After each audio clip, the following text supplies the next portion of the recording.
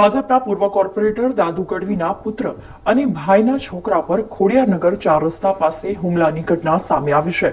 ખાનગી હોસ્પિટલમાં ઇજાગ્રસ્ત પામેલા ગઢવી પરિવારના દર્દીઓને આક્ષેપ કર્યા છે કે લૂંટના ઈરાદે આ ઘટનાને અંજામ આપવામાં આવ્યો છે। વડોદરા શહેરના ખોડિયારનગર 4 રસ્તા પાસે રહેતા કમલેશ ગઢવીના ઘરે લગ્ન પ્રસંગ હોવાથી ભાજપના પૂર્વ કોર્પોરેટર દાદુ ગઢવીના પુત્ર મનુ ગઢવી અને નરસિંહ ગઢવી સાથે ભાઈનો પુત્ર વિપુલ ગઢવી ખોડિયારનગર ખાતે હાજર હતા। ત્યારે ગાડી પલટાવતી વેળાએ અચાનક જ તેમના પર હુમલો થયો હતો। ઇજાગ્રસ્ત ગઢવી પરિવારના સભ્યોએ પોલીસને નિવેદન આપતા લખાવ્યું છે કે ચાકુ અને તલવાર વડે હુમલો કરવામાં આવ્યો। તો મીડિયાને વિગત આપતા વિપુલ ગઢવીએ જણાવ્યું હતું કે લૂંટના ઈરાદે આ ઘટનાને અંજામ આપવામાં આવ્યો છે। સોનાની ચેન, વીટી સહિતની રોકડ મતાની લૂંટ પણ ચલાવી છે। આ ઘટનાને કોણે અંજામ આપ્યો તેના નામો પણ વિપુલ ગઢવીએ માહિતી આપતા જણાવ્યા હતા। હાલ મનુ, વિપુલ અને નરસિંહ ગઢવીની સારવાર ખાનગી હોસ્પિટલમાં ચાલી રહી છે। હણી પોલીસ મથકના પીએસઆઈ સહિત સ્ટાફે ખાનગી હોસ્પિટલ ખાતે પહોંચી ઇજાગ્રસ્તોના નિવેદન નોંધ્યા છે। મદદનીશ પોલીસ કમિશનર એચ ડિવિઝન પણ ઘટનાની ગંભીરતાને જોતા ખાનગી દવાખાના ખાતે પહોંચ્યા હતા અને એફઆઈઆર દાખલ કરવાની તજવીજ ચાલી રહી હોવાનું ટેલિફોનિક વાતચીતમાં જણાવ્યું હતું।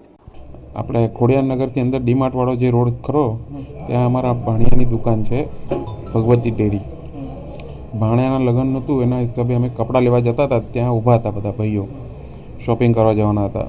તો ત્યાં મોટો ભાઈ આવ્યો પેમેન્ટ આપવા અમને, અને એની ગાડીમાં બીજું પેમેન્ટ હતું ને એ જતો હતો અમારા પંપ પર। તો જ્યાંથી અમને પેમેન્ટ આપી અને ત્યાંથી નીકળ્યા તો એટલામાં જ અવાજ આવ્યો, કાચ તૂટો એટલે કે અનબનાવ બન્યો એવો અવાજ આવ્યો અને અમે દોડીને ગયા તો કાચ તૂટ્યો હતો અને લાખાભાઈ છે એ ગાડીમાંથી બેગ કાઢતા હતા અને ભાગતા હતા। અને મનુભાઈ પાસે અમે દોડતા દોડતા જતા હતા। તે ટાઈમ પર અમે દૂરથી જોયું તો ભાઈઓ જે ખરો હરીશ એ મનુભાઈની પાછળ છરી મારી, ચાકુથી હુમલો કર્યો। અને પછી પપ્પુ ગઢવી છો એ તલવારથી મારવા ગયો એટલે હું ત્યાં પહોંચી ગયા અમે લોકો ભાઈઓ, અને તલવારે એ મારી મને મારવા ગયો માથામાં, મેં હાથ આડો કર્યો તો મારે નસ કપાઈ ગઈ હાથની।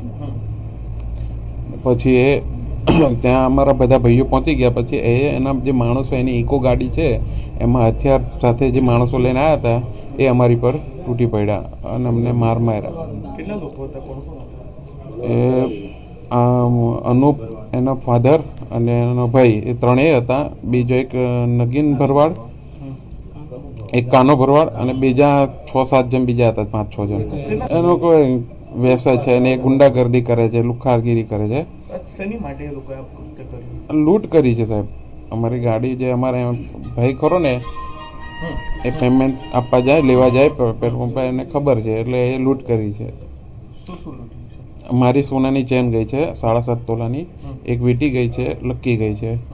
પછી નરસિંહભાઈ છે એમની ચેન તોડીને લઈ ગયા।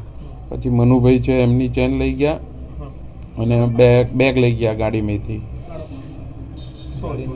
પૈસા હતા, પૈસા 5-6 લાખ રૂપિયા જેવું હતું, 5.5 જેવું। હા, જાણ કરી છે અમે।